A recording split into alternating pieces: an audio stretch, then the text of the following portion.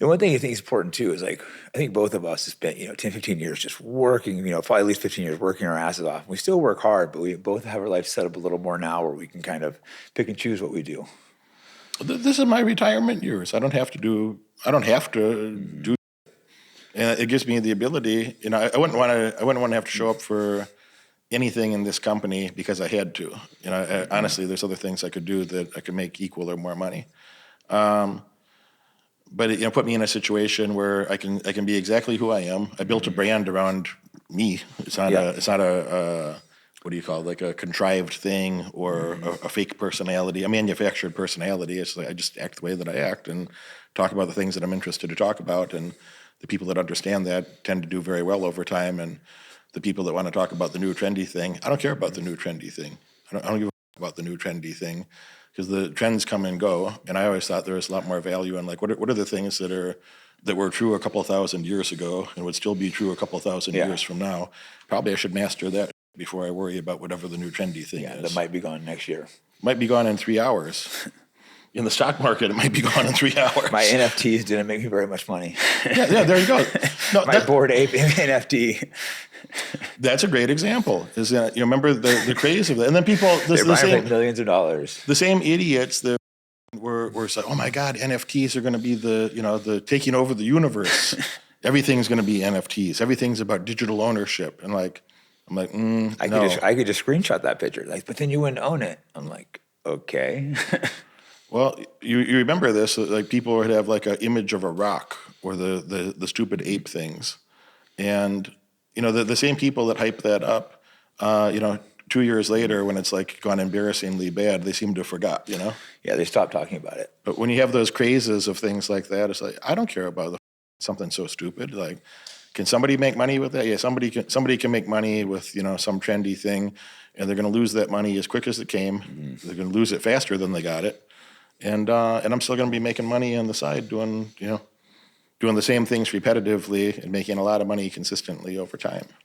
So I don't care what the new trendy thing is. I think if you master the things that are eternally true, that would be foundational and fundamental core attributes of success in life and in your specific areas of endeavor, you're going to have a lot better foundation for success than bouncing around with every other idiot, like, oh, the new trend, oh, the other trend.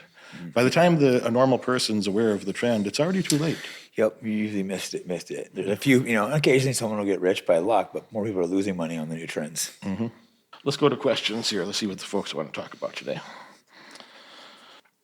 Gene says, hey, Derek, a lot going on in the economy currently. What are your thoughts on the GDP going down in the last quarter?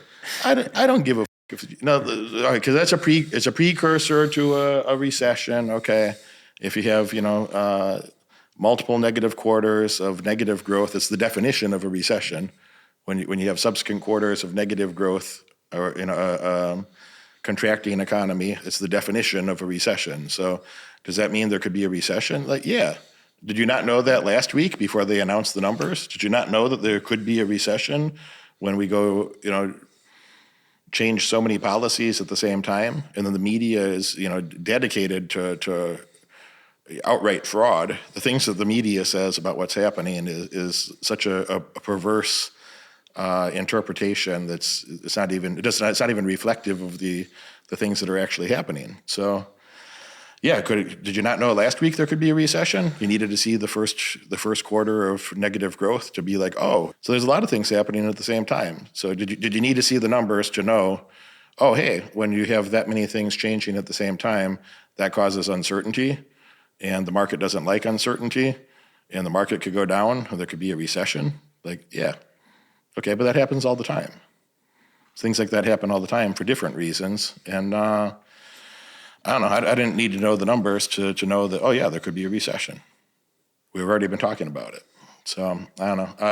What do I think about a minuscule contraction? I don't think much of it at all. I don't think it's a terrible thing. Can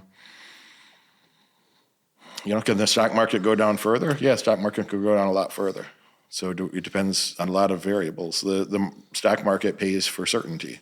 The stocks get high stock prices go higher when there's, higher levels of certainty and consistency in, the foreseeable future. When you have turmoil and inconsistency and uncertainty, then prices go down. So, if you think that the whole world's going to hell, then you have bigger problems. And if you think that some of these things will get themselves sorted out and the market will go up again, then you should be buying stocks. You should be buying stocks when you think there's a recession.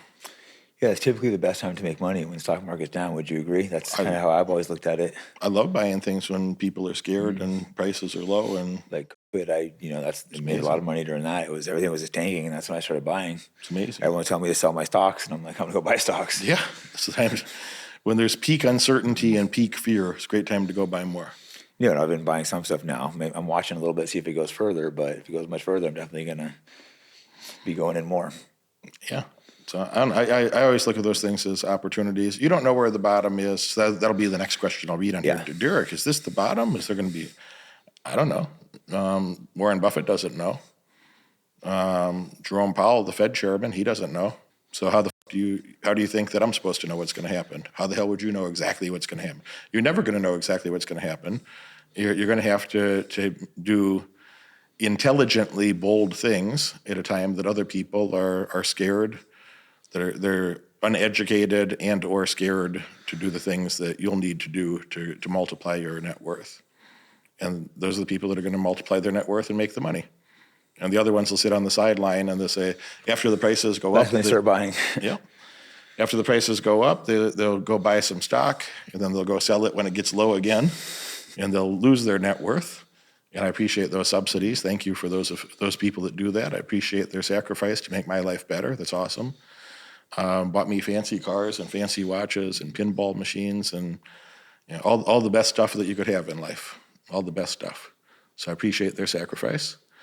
And then there's another group of people that when the market's high, they're like, when it goes down 20%, I'm going to buy more. I'm going to buy the dip. And then when it goes low, they say, well, I don't know. It looks scary right now.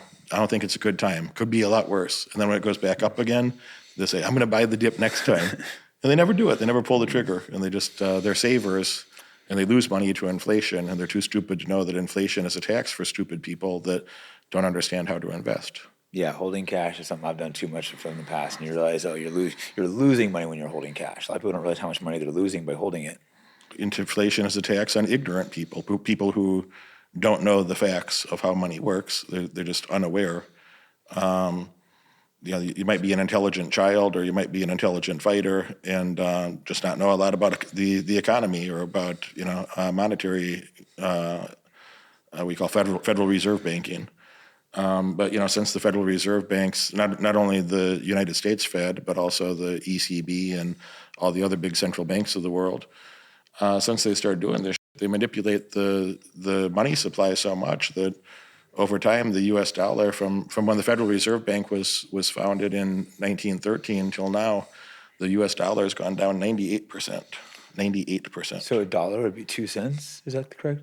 Well, if you had $1 million, yes, that's right. So your purchasing power, a dollar worth of products in 1913, $1 today would buy you about 2 cents worth of. So $1 million would be like 20,000. The things you could buy with $1 a day would have cost $1 today would have cost you 2 cents then. Or as you said, if you had $20,000 then, you'd have to have $1 million now to have the same purchasing power. Yeah, and that's only like 110 years. That shows you how fast your money is declining. And if you had $1 million then, you would have to have 50 million today to have the same purchasing power. The word millionaire has become a joke. Yeah. $1 million at that time was significant. That's when the term came out. It was like $50 million. Now $1 million is not, unfortunately, not much money. My parking garage here is more than $1 million.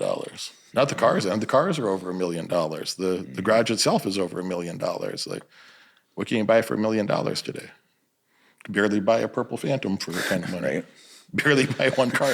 You're not a millionaire anymore if that's all you had when you get the Phantom. Yeah, I mean, you should. If you only have $1 million, you have no business buying a Rolls Royce, even the cheap ones.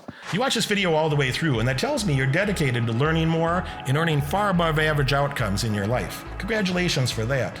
but now it's time to take action. If you could have earned those results by yourself, you would have done it already.